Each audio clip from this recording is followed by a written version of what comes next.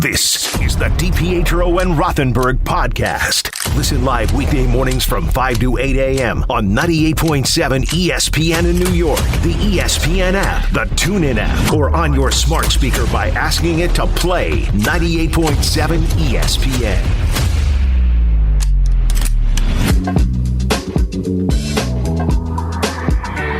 Got the number one pick in the NHL draft, but the men they can't seem to stump. Do something dumb, that's an observation. CLT make them need to run. That's Lawrence Taylor! Call them every trash, CMT for short. Wonder if we best once you peep the score. Up at the crack of dawn, top stories of the morning. While you're yawning, grab your coffee, rise to shine with 98.7. This is Drop Time. We provide highlights from your favorite teams. Got Dave and Rick making plenty of picks. It's Rule 76. Well, Rule 76 means you play like champions. The opposite of what the Jets seem to be. It is November the 15th, 2021. The show. There's breaking news? 5 o'clock in the morning. Breaking news. It is DiPietro and Rothenberg with you right here on 98.7 ESPN. Rick, I'm sorry. Good morning. Happy Monday to you. Happy morning. Happy Monday, David. Happy Monday. I get to do the radio show with you, so it could be worse. I guess. Not like the Jets are the worst defense in maybe history, but hey, listen. I got you. I got Ray. I got RJ. I got the family listening. It's fine. We'll get through it together. We will. And I'm not going to be like you where I dig in and I'm nasty and mean and I turn the screws on you. I'm not going to do that. I am here as a friend today to help you, to comfort you, to be the shoulder to cry on. That is me for you today. And I appreciate that. I do expect a couple. I mean, I deserve it. Listen, I deserve it. My team was awful yesterday. My defense was horrendous again. So I deserve it. Take your shots. No. I can handle it. No, I know you can handle it, but that's not what friends do. Friends don't see the depths of despair that other friends are going through and turn the knife and mock them and make fun of them and point out the obvious flaws. That's not a friend. That's a foe. That's an enemy. I will not be that to you today. And I appreciate that. And that's why we're best friends now. I mean, I would like to hear the Corey Davis song at some point. And if you could recreate that, I would appreciate it because it will make me laugh. Oh my Corey Davis, Corey Davis. I'm taking the big contract of Corey Davis. He deserves that. He deserves it. Oh my God. I mean, there's so much. I mean, there are so many different things. I mean, I could choose to take the positive. What right? was that? Now Zach Wilson gets his job back. Yes, I think that's pretty much confirmed. Zach Wilson will get the job back. There is no quarterback controversy for the Jets. I'll tell you what, for the love of God, can Zach Wilson come back next week against Miami, who is hardly a great team, and just play well? Just go out there and give you a decent performance so it doesn't have to be, is Zach Wilson going to be a decent quarterback in the NFL? And I know it's premature, and I know it's early, but this fan base needs something after they've watched what this team has been so far this season. We had our first interception by the secondary. It's another positive. There you go. Look at that. I don't understand. And maybe you can explain it to me. I don't know that I can. No, you probably can't. But a couple things from yesterday. First one being this. It's 4th and 1. You've decided, okay, we're going to go for it. And rather than take the timeout, because, I mean, if you don't, you're going to take a delay of game. We choose, we'll take the delay of game. What are we doing? What are you doing? Like, that's on the list of things that the head coach is supposed to do. He's not running the defense. No. He's not running the offense. You're handling challenges. You're handling clock management, timeouts. I love the fact that you're going for it on 4th and 1. You see the play clock is now getting dangerously close to running out on 4th and 1. And rather than call a timeout, we let it run out and take a delay game and have to punt. Right? What do we do? I don't understand what we're doing. I don't understand what you're doing, period. Like that play specifically, we'll hear from Robert Saleh on that play. But just the Jets look like, it looks to me like they're getting worse. Let's Let's take a listen. That play specifically. Here's the head coach. What happened on the 4th down delay of game yesterday, Coach? We felt good with where, we're aligned, procedure. We should have got the ball off. And we all felt good. We checked the headset, felt good about where we were with regards to the play clock and with where we are being lined up. And the procedure didn't go the way we thought it would. So.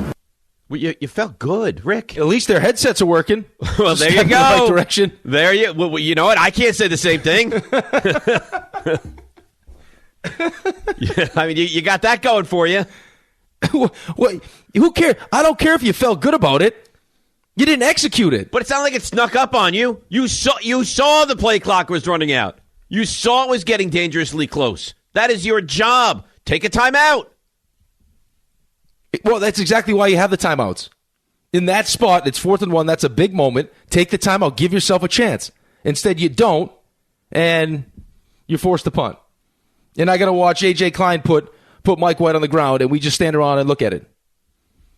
Like, how many times are we going to take late shots at our quarterback before someone's going to step up and then show some – I can't say it on the radio, but you know what I'm saying? Like, show a little backbone. Yeah. Stand up for your quarterback a little bit. Little testicular fortitude, maybe. Exactly right. There you go. And then you got the Corey Davis fumble, which is a joke.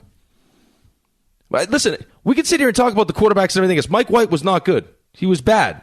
We get it. I mean, they didn't run the football. You name it. Like, it was no good. There are bigger problems right now with the Jets. Well, the defense is, it's awful. Horrendous. It's awful.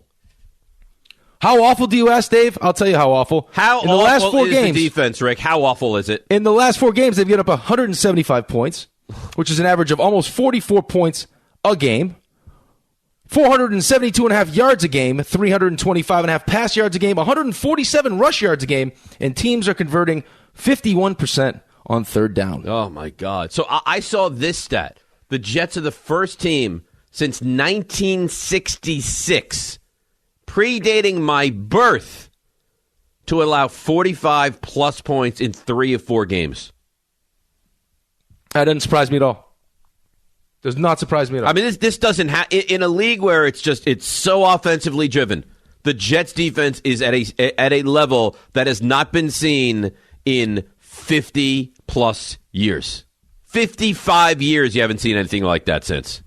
And you have a head coach who earned the right to have this job because he was considered one of the better defensive coordinators in the NFL. In a system, again, always about the system, offensive system, defensive system, because God forbid we adapt to the players we have. Let's just stick to the system it's supposed to get better as the season goes along. It's getting worse every week. They told us after the Patriots game, this won't happen again. And guess what? It happened against the Colts. And now it's happening against Buffalo. Spend so much time talking about the quarterbacks, and I get it. It was a fun story. Like, look at Mike White. Look at the emergence of Mike White. That's a really good defense you played. And they showed you, when you play a really good defense, this game isn't that easy. But the defense, man, and the more I thought about it, the staff that Robert Saleh has hired, up and down, top to bottom, you talk about a lack of experience all over the place. He's got no head coaching experience. Mike LaFleur's got no offensive coordinator experience. Jeff Ulbrich barely, he was the defensive coordinator for a half a season? Like, there's inexperience everywhere. And right. You can see it all over the place. Like, you're already thin in the secondary, right? Like, you got Joyner out for the season. Marcus May out for the season. Ashton Davis is whatever. He's just okay. Well, he's always hurt anyway. And then, Eccles goes down. First of all, why Eccles is playing one-on-one with Stephon Diggs makes no sense to me at all. You just watch what Jacksonville did the week before, and they held Buffalo to 6 points. Like, you're too high. Don't let them beat you with big plays. Find a way to do whatever you have to do with Steph Diggs, so he is not the one that wrecks your entire game plan. No, let's go man with Steph Diggs. And then when Eccles gets hurt, you saw him get beat by the double move, that big play down the sideline. Eccles goes down. Guidry comes in. What do you think they do? Right at Guidry. Let's attack him. Well, of course. Isn't that what good football teams do? But we don't adjust to it. We made no adjustments. How about when they throw to Diggs in the left corner of the end zone, and he makes a really nice catch, 1 foot down, can't get the second foot in, looks like a touchdown. You know what? It's not. Whew. Jets dodge a bullet there, right? They go right back. The very next play, They run the same exact play, and guess what the result is? Now he catches it, 2 feet down, touchdown, good for the Bills. It was the same possession, Dave. It's unbelievable. No, that was the same possession. He does the double move on Eccles for 57. And then that same possession, Eccles gets hurt. Guidry comes in. The play you're talking about, I mean, Guidry actually had pretty good coverage. It looked like he almost pushed him out of bounds before he get that second foot in. And they go right back to it again for the touchdown. And then they come out of the half, their first possession. Oh, 5 plays, 75 yards. No big deal. Look how they started the game. The Bills' first possession of the game, how easy it was for them to go down the field and score. And then the first possession coming out of the half, how easy it was for them to go down and score. And then Mike White follows that up. They score right out of the half, make it 24-3, and then White throws just Tre'Davious White makes a nice play there, but that is just... He got picked off, 4 times yesterday? 4 times. He could have been picked off 6, 7 times yesterday. Really? Oh, yeah. Like, he was brutal yesterday. Here's what would upset me. And again, I'm not being a bad guy today to you. I won't do it. It's too mean. I almost want you to be a bad guy. I'm not going to do it. I'm not going to do it. What upsets me, and I think they're worse this year than they were last year. Like they didn't win a game forever last year. They are like they can't compete in. I don't know how they won 2 games. They are horrible right now. Awful. If I'm a Jets fan, I don't know how I have any positive thought about this team at all right now. Not one thought that I'm like, you know what? I like this. I guess I like Michael Carter. And Elijah Moore. Yeah, and I guess Elijah Moore. And you know what? When the game is completely out of hand, no offense moves like the Jets' offense. Oh, garbage time? Oh. You better believe it. That's when we're at our best. We just start to hit our stride at garbage time. When it's clear to everybody watching the game, even the people announcing it, that the defense, that the Buffalo Bills have definitely softened up on D. Because they have no interest in getting anybody hurt. I mean, seriously, think about the start. It's not even that bad. It could have been worse.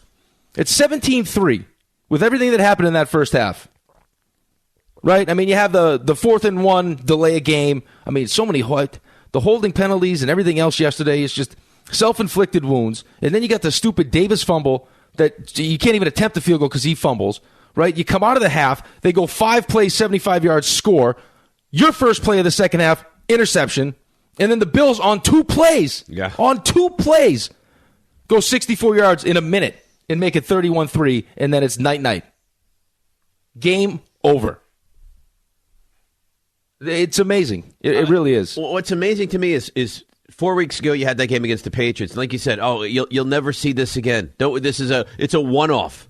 And then last Thursday, and again, I watch bad teams play. The Jaguars are not a good team. The Jaguars did well last week against Buffalo. Their defense looked good. Yesterday against Indianapolis, their defense looked good.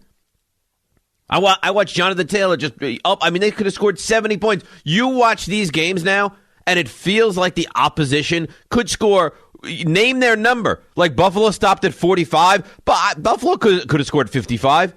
They could have. Indianapolis probably could have scored 60. Like, the Jets defensively are, I think it's fair to say they're the worst defense in football. How?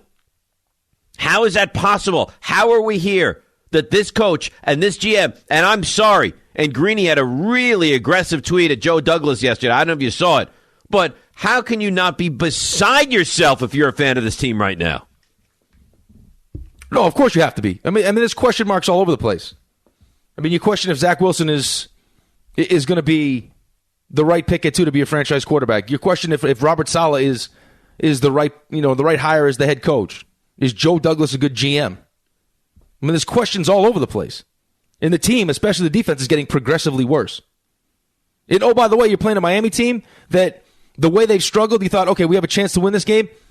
Their defense has played well in the last couple weeks. So, I mean, you get if Zach Wilson, and the way it sounded yesterday, he probably was healthy enough to play yesterday, how good he looked he could have, yep. in pregame. But they made the smart move because, God forbid, that was Zach Wilson that struggled the way that Mike White struggled. It would be a complete, panic would be an understatement for what the fan base would be like right now. But it's just, Franklin Myers gets paid. Since he's been paid, where's he been? He's done nothing. Right? Like, it's just, And the team actually, what pisses me off the most is defensively, they actually at least fought hard early in the season. It was like a pleasant surprise, right? Like we spent the whole offseason talking about, the secondary is going to be young. That's going to be a weakness on the team. And early on in the season, it's like, well, the secondary is not that bad. At least the defense fights hard. And we were talking about how bad the offense was. And now, the offense stunk yesterday. Mike White was bad. The offensive line couldn't protect him. He was taking huge shots. And then the defense over the last 4 weeks, even the game you won against Cincinnati. This is, and I know he's not calling the plays, but maybe it's just me. I think you feel the same way. When you have a head coach that has a certain specialty, either offense or defense, and in this case it's defense, and your defense looks as bad as it looks, that is an indictment on you. I don't care if you're coaching it. It's an indictment on you. At a certain point, you're the one that's going to take the blame, right? It's not going to be Jeff Ulbrich. It's going to be Robert Saleh.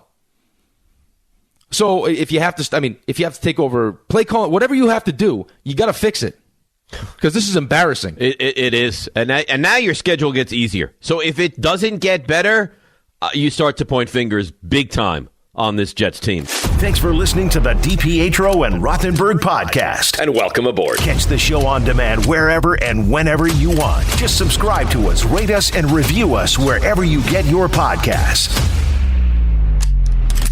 This is DiPietro and Rothenberg. So that will do it. The final score here at MetLife Stadium. The Bills 45 and the Jets 17. The Jets are just being horrible. There's nothing more to say. You aren't even in these games. At halftime, these games are over. It looks like it's a football team against a bunch of guys that have almost never played the sport before. Totally, it's not good enough. Ever since that Tennessee game, it just hasn't been good enough. That is an indictment on you. I don't care if you're coaching it. It's an indictment on you. At a certain point, you're the one that's going to take the blame. It's going to be Robert Saleh.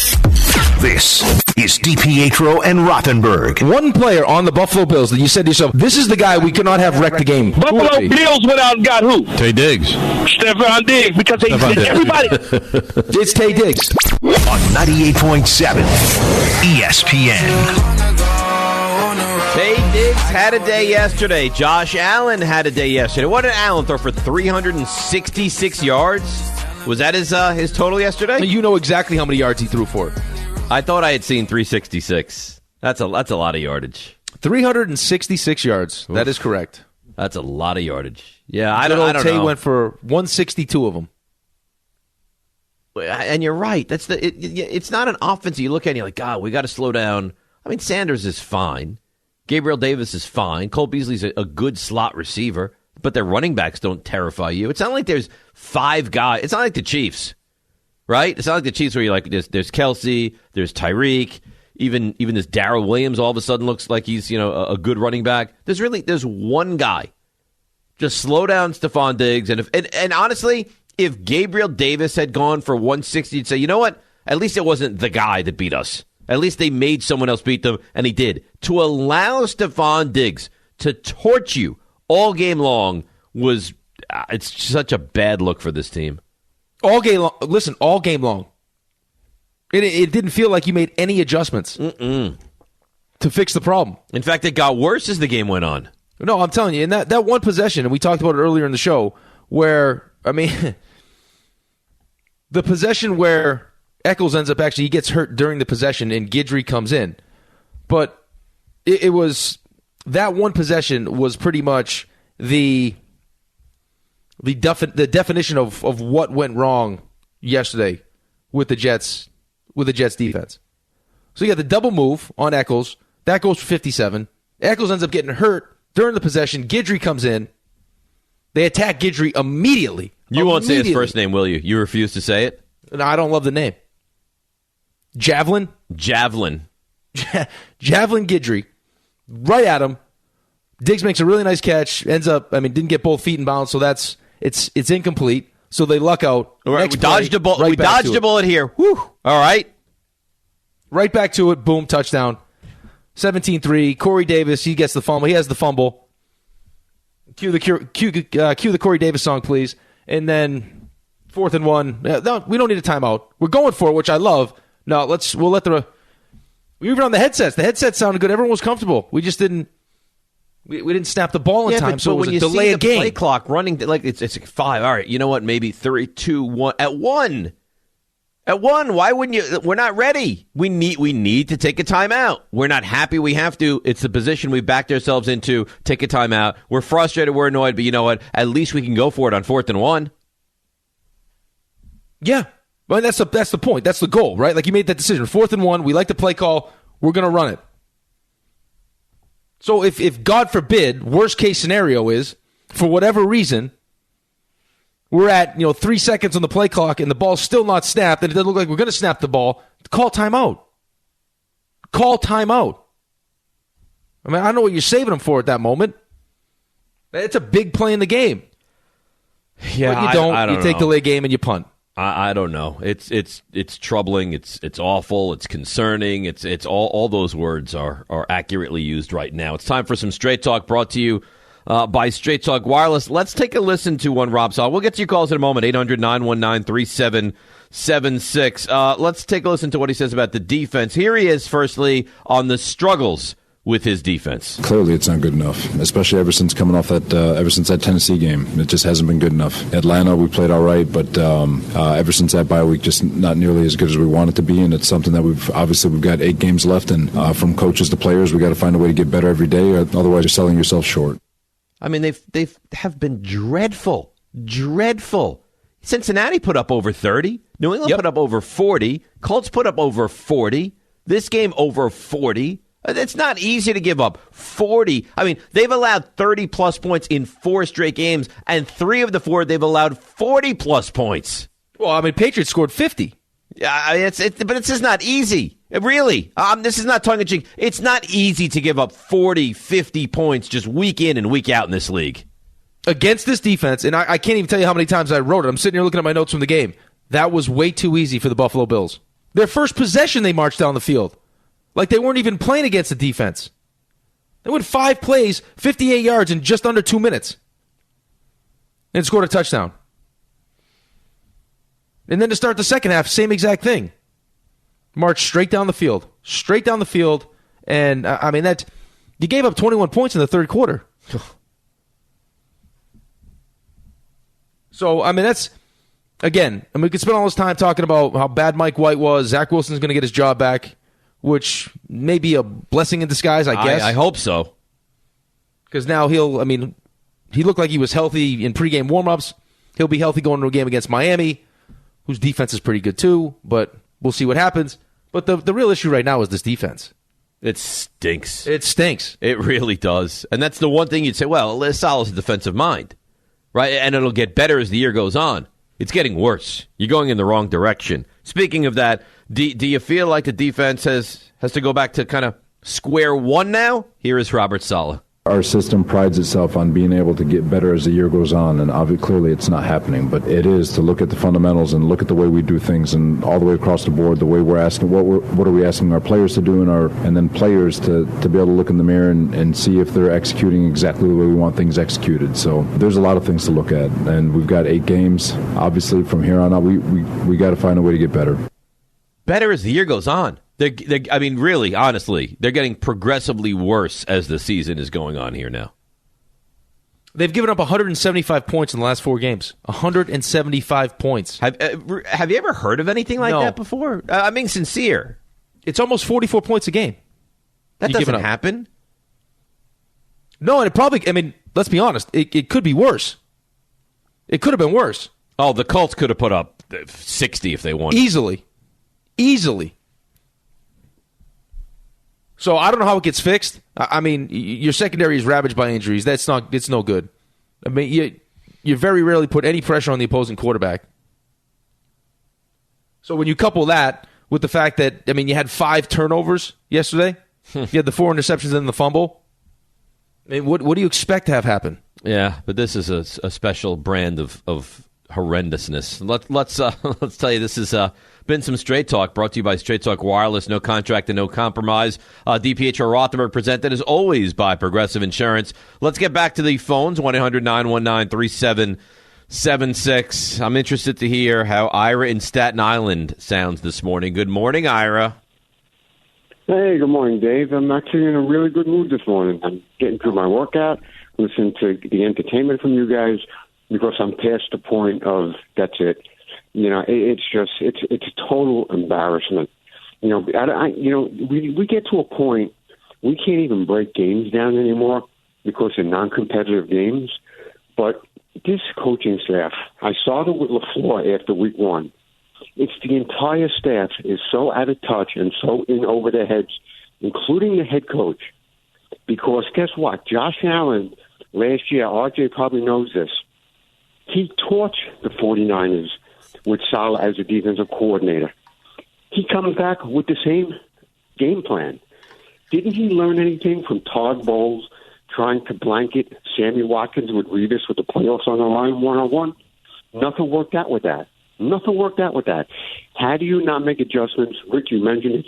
The 4th and 1 is mind-boggling. I think, I don't wish this, and I hate to say it, a year from now, you'll be opening up your local newspapers, and you'll see at Thanksgiving time the list of 6 candidates. Oh, God. Who could be the next Jets GM and head coach? This is not. It's not good. I'm following this team since they started with the Titans. This is the worst New York Jets team I've ever witnessed. That's how bad it is. Wow. I don't think at the moment I can disagree with how bad this defense is. And you're right. The lack of adjustments. I get and this would always aggravate me about coaches is you get the coach that felt so good about his system that it was all about the system. Never about the players. It was like, just give me the players, I put them in my system, and we'll have success. As opposed to, okay, I have a certain, each player has a certain skill set. Maybe we adapt the system to what we have, or maybe we even go game specific. Like coming into this Buffalo game, yeah, I love my system, but I just watched Jacksonville, who's not very good, hold them to 6 points. Josh Allen struggled. This is a team that, for whatever reason, has no interest in running the football. There's really one guy that scares the hell out of me, and his name is Steph Diggs. So let's work our great system around maybe a couple adjustments, maybe take some things of what Jacksonville did so we can, at the very least, contain Steph Diggs a little bit. And no, we're not going to do that because our system is great. Yeah, just stay with the system. You know what's upsetting to me is that Ira is not he's not like an overreactionary Monday morning, like freak out kind of guy. And for him to call us and say he has never seen it worse than this, it's telling of how bad it is right now. Yeah, but I don't understand the mindset. Let me start with this point before I get real heated. But any head coach, and I don't care what the sport is, I think it's probably more in football than any of the other sports, just because each side of the ball is so specialized. I'm telling you, during one of the breaks, Google how many coaches the Jets have. It'll blow your mind. But if I'm Robert Saleh, I need to know coming into this season as a rookie head coach that a lot of how I'm being judged by the fan base is going to be, because we knew coming into the season there weren't going to be a lot of wins, right? Like, how am I going to be judged? A lot of it would have to do with either fair or unfair, how well the defense played, or if you saw steady progression from the defense, because that's why he has the job. Yep. We said, the same thing was with Adam Gase, right? A lot of how we judged Adam Gase, and he was the play caller too, was how the offense looked, and the offense was horrendous. And you know what? You wanted to see steps from the quarterback, obviously, for more reasons than just he hasn't been good. He's been hurt as well. And the defense. And you've seen none of it. We'll continue that conversation. But I'm not going to blame him. Yeah. But I'm not going to blame him if Zach Wilson struggles, I'm not going to blame him. We're going to blame Mike LaFleur. You wouldn't kill him. But the defense to be historically bad the way it is. It's shocking. It's glaring. I have a guy that's been a fan for 60 years, and he's like, I've never seen anything like this before. Thanks for listening to the DiPietro and Rothenberg podcast. I'll give it to you whenever you want it. Looking for more access to the show? Follow us on Twitter, Instagram, and Facebook at DR on ESPN. I want an honest answer from you. Did you know Matt Breida was on the Bills? I did. You did? Oh, good for you. Yeah, I did. You know, how funny is it, too? They're sitting there talking about with Matt Breida's speed, and I mean, how he's playing in this game, I could see a bigger role for him than he fumbles. Immediately on cue fumbles. Mm-hmm. But that's the thing about that game, though, too. Like, I don't understand, like, I don't know how many of the Buffalo Bills games that they actually watched leading up to this game.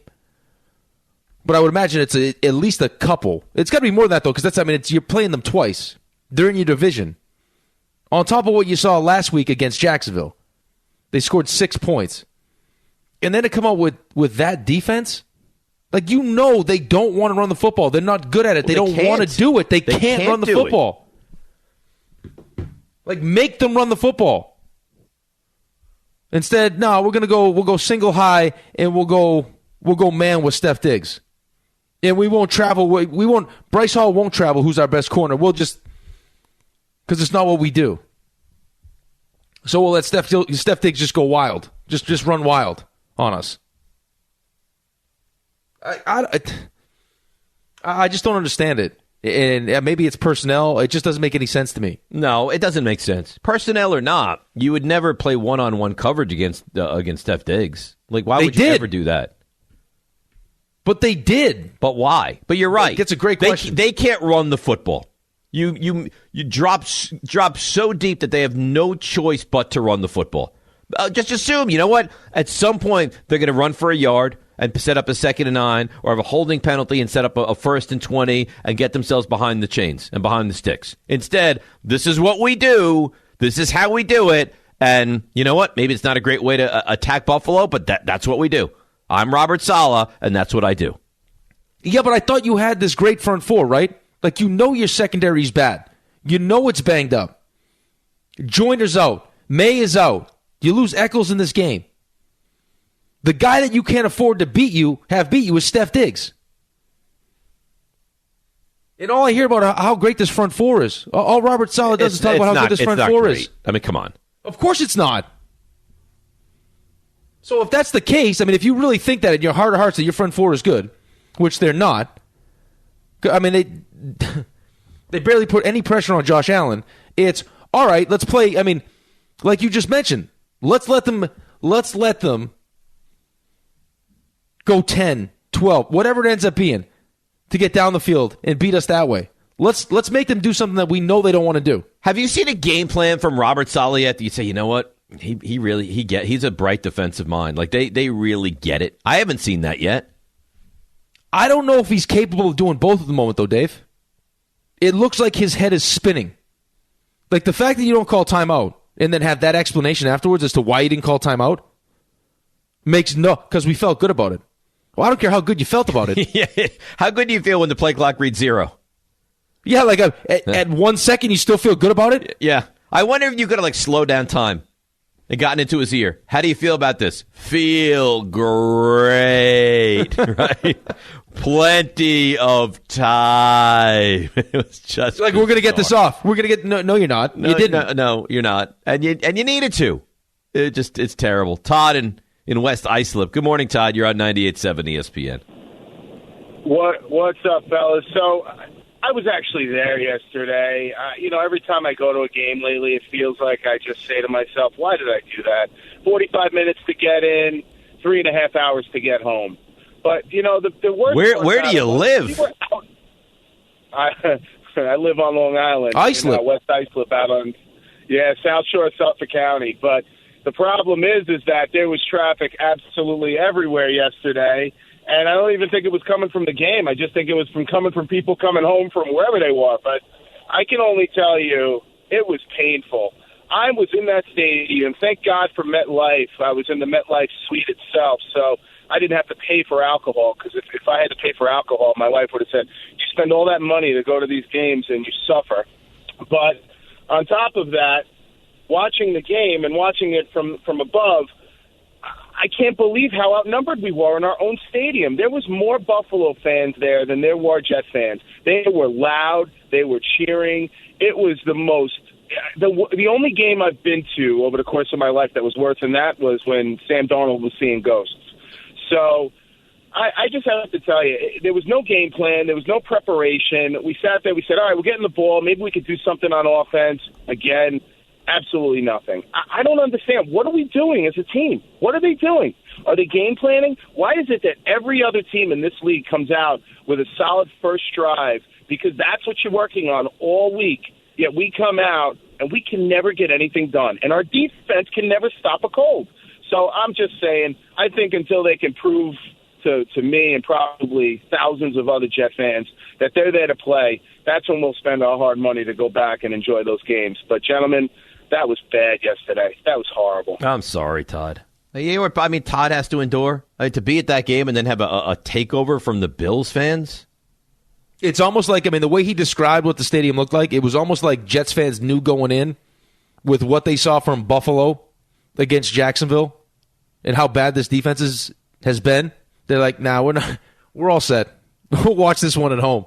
Yeah. We don't need to go watch this. But can you imagine that? The poor guy gets to the game in time, goes through the turnstile, the gates, right? Gets in, watches that bloodbath, and then has a 3.5 hour drive home. And gets home, 3.5 hours. He gets home at 7:30? So now his entire day has been devoted to a football team, which looked like they didn't want to be out there yesterday. We talk about it all the time, man. It's a commitment. It is. Financially, the time it takes, it's a commitment. And then to get this as the payoff. To get there, right? He probably left his house at 10. He gets home at 7:30. So you're looking at 9.5, 10 hours of a day to watch that? It's gross. It is gross. Steve in Connecticut. Stevie, you're next up on 98.7. Hey, guys.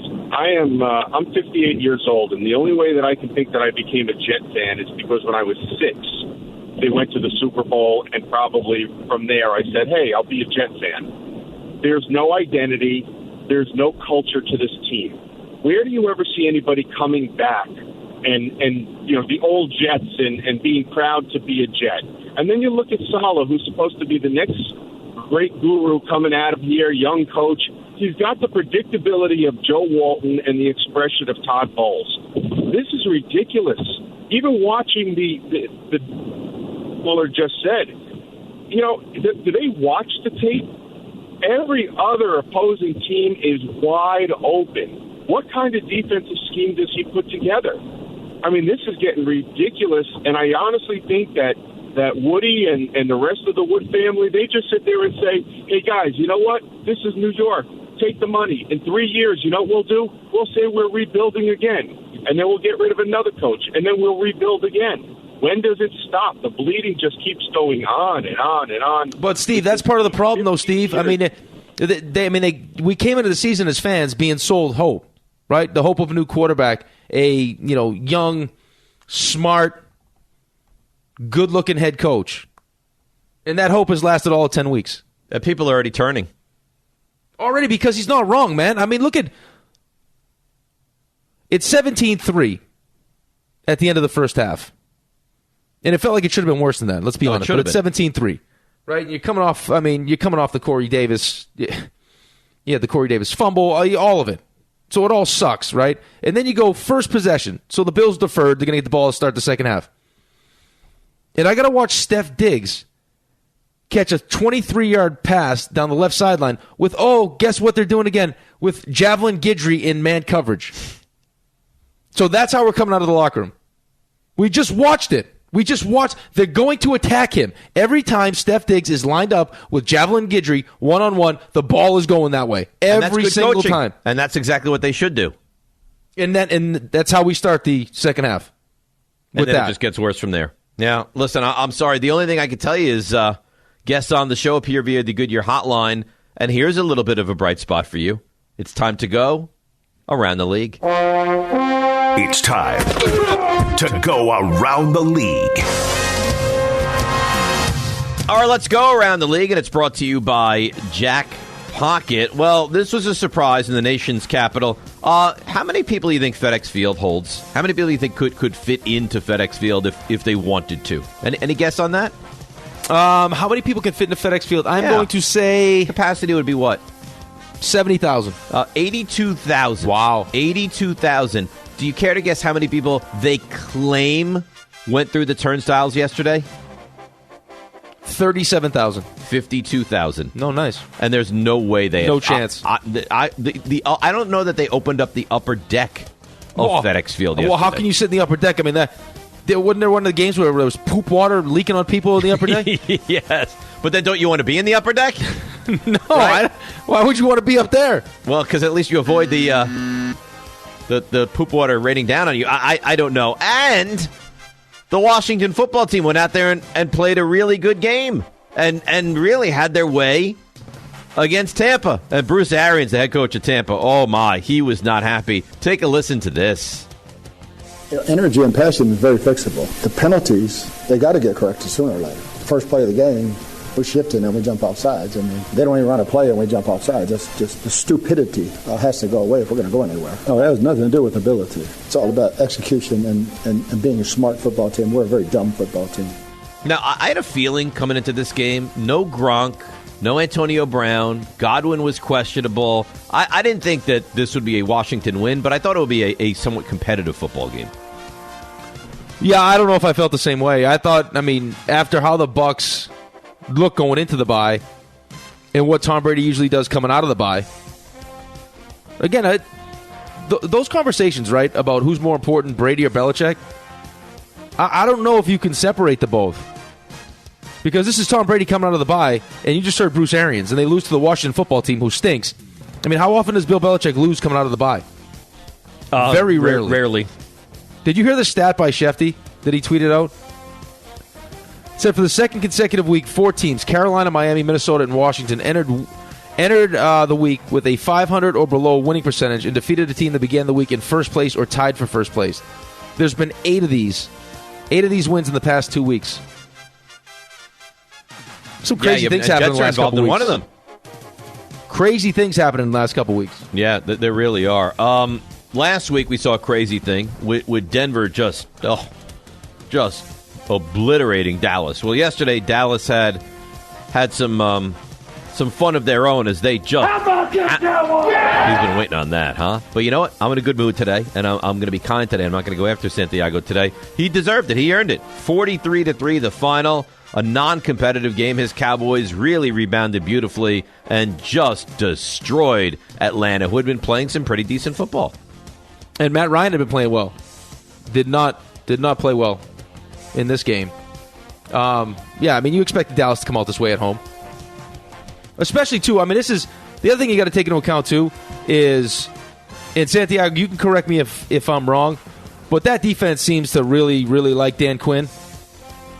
Oh, without a doubt. And this is Dan Quinn playing his old team. He got the game ball yesterday. That had to be part of it, too. Yeah. 43-3 is a beatdown. Yeah, they absolutely hammered them. Dak Prescott after the game. What type of team is this Dallas club? Yeah, a resilient team. A team that's very aware of what we're capable of. As I said, I don't want to say last week just wasn't us. And everybody in that locker room knows that. It left a bad taste in our mouth. And I think it's the taste that we needed, as I said, to understand that how tough this game is. But tonight just showed that when we focus in, we take it one play at a time. When our heart and our minds are where our feet are, we're capable of doing some great things. And so we've just got to continue to focus on that. Dallas currently the 3 seed in the NFC. You don't want to be the 4. You don't want to be the last division winner. It's just not for Ray. That's going to get either Arizona or the Rams, and that is a bear of a game in the first round of the postseason. You don't want that. You want the number 1 seed. You want the bye. Well, you want the bye. You want the 1 seed. You want to go through your home stadium. So right now, I think Green Bay is the 1 seed, right, in the NFC. Yeah, and that's, you're Green Bay. You saw the weather there yesterday. I can't imagine Russ's finger felt good in that kind of weather. Coming off that surgery. No. Is it fair to say Russell Wilson came back a little bit too early from that injury? Probably. He was rusty, but what's their option? That's a game their season's on the brink right now. Right? Oh. So, would you rather go there with Geno Smith? No. Hey, Seattle. Mr. Unlimited was in fact limited. Did you hear that Aaron Rodgers were not great yesterday either, threw a bad interception down in the red zone. Did you hear Aaron Rodgers after the game? He said he was all welled up. He was misty-eyed after that victory. Aaron, why were you misty-eyed after a game in the middle of November? I just don't take these things for granted. Walking off the field as a winner, it's fun beating that squad. We've had some battles over the years, but walking out with Preston, who I have so much love and appreciation for, and then hearing that type of response from the crowd was just a little extra special tonight. It's a little misty-eyed from one Aaron Rodgers in a beatdown, 17-0 in that game yesterday. He is doing whatever it takes right now to get everyone back on his side. Yeah. I just love the game. I just love this game of football, and I've always loved it. And I don't take anything for granted By the way, anymore. I mean, how many there was a stretch there where, like, elite, best of the best quarterbacks were making some head-scratching decisions with the football. Russell Wilson got picked off. That was an awful interception. Some of the interceptions being thrown yesterday. Aaron had one. Tom Brady threw an awful interception yesterday. Yeah, he was not good. Brady was not good yesterday. No, he was not. Listen, you have games like that. I don't worry. I mean, you mentioned some of the injuries that Tampa team. I don't worry about Tom Brady. You know who was great yesterday and he's good? Mac Jones, good quarterback, huh? That's a good team. I mean, the conversation now is will the Patriots be the team that wins the AFC East? You know that's coming. I said this earlier in the show, and I don't think it's a crazy thing to say. Is it wild to say the Patriots are the best team in the AFC right now? The way they're playing, I mean, as far as being a complete team, they can run the football. I think the problem with the Patriots is they lack explosiveness. That's although fair. You did see some yesterday. Buffalo's defense is really good, but the problem with Buffalo is they can't run the football. They can't do it. I don't know if they don't want to. They just can't do it. If you're one-dimensional going up against Belichick, I don't know, man. I like his chances. Well, yeah, I mean, especially if Mac Jones is going to be. I mean, if Mac Jones doesn't make mistakes with how accurate he is with the football, and you can run that's a game without their best running back too. Yeah. Well, it just goes to show you. In fact, you don't need a great running back if you just have a good system and good running offensive line. A good offensive line, you're more than capable. By the way, how about Cleveland, huh? They led that game 7-0. Right down the field. That was it, though. That was the last time they led. Touchdown. And then completely fell apart. Speaking of falling apart, what a terrible, not even a loss, a terrible tie. The Pittsburgh Steelers. And to make matters worse, after the game, and why would you ever do this? Here's Najee Harris, rookie running back, after the tie against the Lions. I didn't know you could even tie in the NFL. I was in my mind, I was sitting on the bench ready, saying to myself, I got another quarter to go, but I guess somebody came to me and said, that's it. And I ain't never had to tie in my life before. Can I ask you a serious question? Even if that's the case, even if you didn't understand that, in fact, you could tie, why would you go in front of reporters and claim ignorance like that? He just wants to be honest, Dave. He just wants to be honest. I don't understand. And I don't know why you need to say that. Even if you didn't know, you just keep that to yourself. I didn't know. Now I learned, and then you move on from there. And by the way, does it not freak you out that a guy that is his life is around the game of football didn't know that it could end in a tie? You'd be surprised how many guys are like that, and how many guys don't actually don't watch their sport.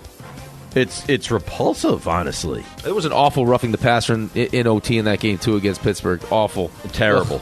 Terrible call. And the Lions will not, well, I guess they could go winless, but they won't go 0-17 this season. Were we premature in our things are greatly troubled for Kansas City, or no? No, I think they still got problems.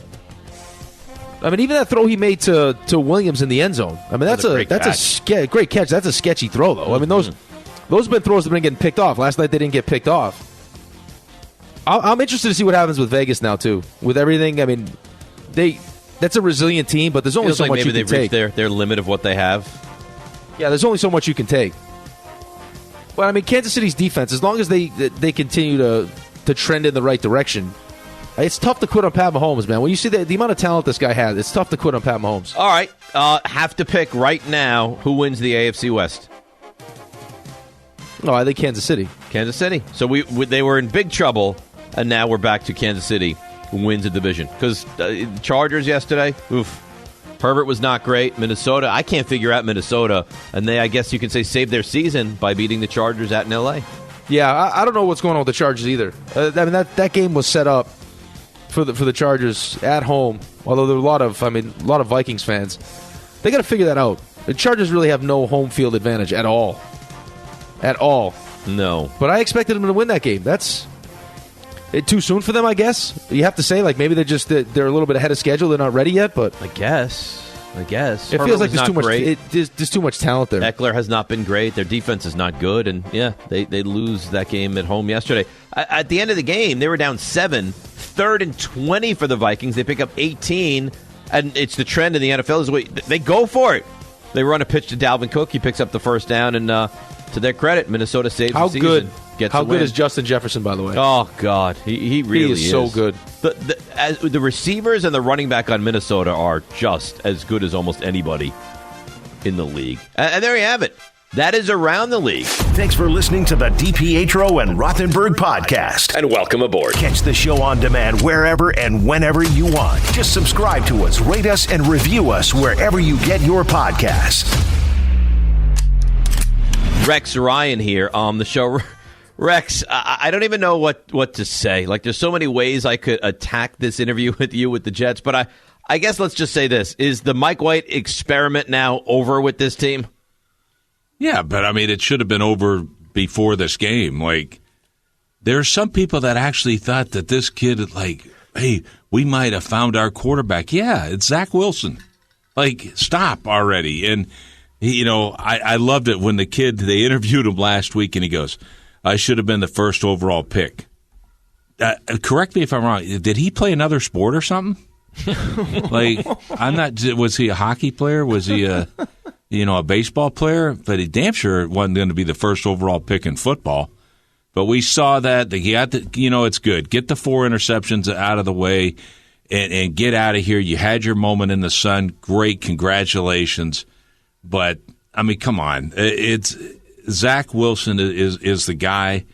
He's got the talent. I told you, the most talented guy the Jets have had, played the position since Joe Namath. Give the kid a chance, and let's see what happens. It was good he didn't play, Rex. It was good. Yeah, after watching absolutely. that, it was good he didn't play. He come now, all of a sudden, he's healthy. Mike White stunk, so people want Zach back, and they're playing Miami. So hopefully that works out well. Here's what hasn't worked out well, is the defense. I mean, 4 games, they've given up 175 points. Historically bad. Like, not even competitive. You tell me, because I'm watching that game. I actually watched Buffalo play Jacksonville, how Jacksonville defended Buffalo. They scored 6 points. And then I watched yesterday, and I guess it was someone's idea, because this is what they do, is, we'll single up with Steph Diggs, and we'll just hope for the best. And then you come out of halftime after, getting exposed, in first possession, same exact thing. How you explain it to me? How that's possible? Yesterday, when Steph Diggs, I feel like, is the only one. They don't like to run the ball. Is the guy you would circle on the whiteboard and say, "This is the one guy that can't wreck today's game." Is Steph Diggs? Well, it's just they're special. I mean, I look at it as, like this defense is abysmal. And when you guys were and other people, I mean, Bart was telling me that, oh no, their defense is playing hard. I'm like, what? No, they don't. Like this is a horrendous defense, and now they're going to use. Well, we never had our safety. So what? Everybody has a million injuries, let alone a above average safety you're missing.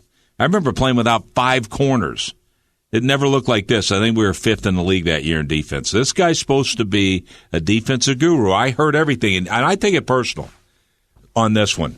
Everything I heard about was, well, this guy's a lot like myself, but, without the bad part. Yeah, well, some of the bad part you need, because this team doesn't play with any damn heart. That's the thing that's disappointing to me. And don't ever compare this guy to me, this Robert Saleh to me. Because statistically, one time they were like a top defense. All right? And here's one thing they're going to be familiar with. 4 out of 5 years, all right, the 49ers were dead last in their division. So he's going to be dead last again. So he's used to that. So to me, I'm a little pissed off about it when I hear that this guy, his background's a lot like yours. No, it isn't. No, it isn't. And quit trying to tell the New York fan base that he's going to be, he's going to be like me as a defensive-minded guy or whatever. I had a clue how to handle a rookie quarterback. I also never got my butt kicked like this, in a 4-game stretch ever, even when I never had corners or whatever it was. Never made excuse and never put a product out there like this. So I'm sick and tired of it. The Jets need a hell of a lot better effort from everybody, from coaches, players, you name it. They need a better effort. And you're getting embarrassed by your own division. Rex, here's the thing, though. Because I agree with you. We were sold he's a rookie head coach, but his expertise is the defensive side of the ball. So naturally, I just feel like, okay, though, that should translate to our defense, even if you're not calling the plays. Like, at what point, if you're Robert Saleh, you have to step in and take control, or at least try to change whatever's happening? Yeah, no, it doesn't matter. Like, it's almost like, well, he's not involved with it. Right now, he can say that. Well, I wasn't involved in it. This guy's calling the defense. What? Dude, it's got your name on it. You're responsible. You're the head coach. You're responsible for everything that goes on with that football team. Okay? From defense, offense, special teams. That's your thing. And whatever. What, he's going to get better playing cover 3 every snap? Like, okay, go ahead. That's what he laid his teeth on. All right? So it ain't going to get better. Like, this team is I don't get it. And it's embarrassing as hell. You gave up in a 4-week span. Let's see here. You gave up 54 points, 31 points, 45 points, 45 points. So if anything, at least they're become consistent. Now they're giving up 45 a game. But it pisses me off that being a New York Jet fan, I want to see a hell of a lot better effort out of this group.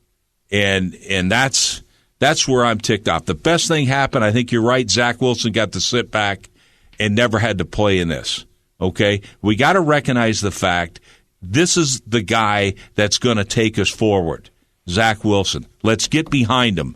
The fact that Mike White went out there and was, stunk up the joint, I think is a good thing, all right? Because it's clear-cut that Zach Wilson is our guy moving forward. Now, do whatever we can to protect him. Move forward with a young quarterback and treat him like that. Don't treat him like he's a 10-year veteran. He's a rookie guy. Let's get behind that, recognize that fact, and at the rest of the season, let's get him better. And I think that's what we need to do. And your defense needs to play with a hell of a lot more pride. A fiery Rex Ryan with DiPietro and Rothenberg on a Monday morning, 98.7 ESPN. So we have Jets fans, Rex, this morning. I'm done. I can't watch it anymore. It's nauseating. It's repulsive. I think somebody called earlier and said they should hire you as GM to move forward here. But it's still early in Robert Saleh's tenure here with the Jets, right? It's 9 games in, and I understand you're upset and frustrated, and it looks terrible. Big picture, should the Jets fan be really worried that this guy's just not a capable coach, or is it just too early for that conversation?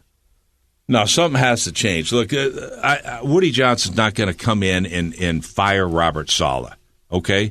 But Robert Saleh needs to take a look, a deep look in the mirror and say, what the hell is going on, okay? You got one of the greatest jobs in America being the head coach of the Jets, okay? But what the Jet fans want, they want damn pride. They don't want a team that's going to give up. Like I'd much rather see Detroit's never won a game. They're the worst team that I've seen in the NFL in a long, long time. They had 40 yards passing going into overtime yesterday. Yet the fire and energy and passion that coach has, I would trade for that in a second. But that's what we need out of Saleh. And if that ain't you, then we do have the wrong damn guy.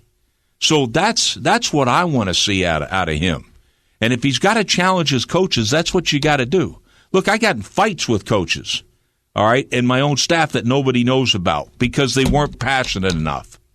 Because that's what the New York fan base wants. They want that kind of energy and that kind of passion.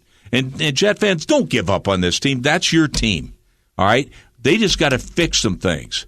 They need to come in and bring in those kind of players that are going to play with that kind of passion, that kind of fight.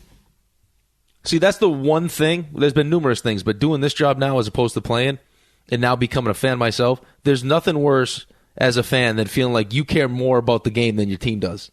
And that's how you feel right now. I mean, it's not even competitive. Rex Ryan joins us here on the show. Rex, Dave asked this question to me before the show. I'm interested to see what you think. Buffalo's got a great defense. They can't run the ball, don't want to run the ball. Patriots right now, I mean, between the defense, their ability to run the ball, in that division, Patriots or Bills, who are you taking? I'm taking the Bills. Definitely going to take the Bills. I think what's going to happen is when those two teams play head-to-head, New England's making a living playing all their man coverage stuff, and that works against a lot of bad football teams. It ain't going to work against Buffalo. All right, that plays right into the hands of the Buffalo Bills. You guys mentioned it before about how Diggs, matching him up one-on-one. Well, that doesn't work. No. Diggs is going to beat anybody you got one-on-one. All right, those type of matchups, their speed and all that. And by the way, Josh Allen isn't like some of these quarterbacks. He destroys man coverage. So to me, it's a bad matchup for New England, and I think Buffalo's will win this division. Rex Ryan with us here, 98.7 ESPN. Rex, last one from me, Kansas City. I mean, they looked awful against the Giants. They looked terrible. Last week, they looked brutal against Green Bay. And last night, boy, did they look good. I mean, Mahomes was sensational. 5 touchdowns, 400 yards. Have they righted the ship? Are they back to being the favorites in that division in your mind? Or was it just one really good week and you don't know? Well, it's still the one thing is their defense has actually played better. This last month, they've been getting better. And so, that had to improve, obviously. But this just showed that, look, Patrick Mahomes destroys cover 3 defenses. And that's what Gus Bradley and the Raiders play. And unlike other times, other teams are playing 2 high safeties. They're mixing their coverages, 2, 4, 8, 6. All those different coverages that you get out of 2 high safeties. This guy, Gus Bradley, plays 1 front, 1 coverage, similar to Robert Saleh with the cover 3 scheme. And Patrick Mahomes is going to destroy that. And he did. And, so to me, I don't know if they fixed that offense yet, but I expected that it was a bad matchup for the Raiders. And Patrick Mahomes had a phenomenal day. So, look, they're always going to be dangerous. When you have an elite quarterback, a franchise quarterback like Patrick Mahomes is, you'll always have a chance. Rex, I'm not even going to ask you a question. I'm just going to ask for a favor, please, because every time we talk to you, I get fired up. And if I played football, I would love to play for you. Promise me that when I do eventually get a head coaching job, call it whatever it ends up being, that you'll be on my staff with me. I know you're a big Predators fan. I need you on the staff. Nah, shoot. I'd be the goaltending coach, and I was a horrendous goalie, by the way. But, stand-up goalie and all that. But I was a big kid, so my goals against was pretty good. I'll take it. Whatever you want to coach. As long as you're coaching something, I'll take it. The two of you guys would be the dream duo wherever you wind up. Now, Rex, I don't know if you're going to have Rick next week. He said if Miami scores 40 or more points against the Jets this coming weekend, he is not going to do the show next Monday. He will take the day off. All right, I'm going to go on the limb, out there on the limb and say that's actually not going to happen. So I'm thinking that the Jets D is going to show up, and we're looking at maybe give up 24 points next week. Okay. Rex, we appreciate it. We know the podcast. It's outstanding. You and Bart Scott organize chaos. Great stuff as always. And I have a feeling that it'll be me and Rick next week talking to you. So good stuff. We'll talk to you. Have a great day. Have a great week. All right. Take care, guys. Thanks for listening to the DiPietro and Rothenberg podcast. Listen live weekday mornings from 5 to 8 a.m. on 98.7 ESPN in New York, the ESPN app, the TuneIn app, or on your smart speaker by asking it to play 98.7 ESPN.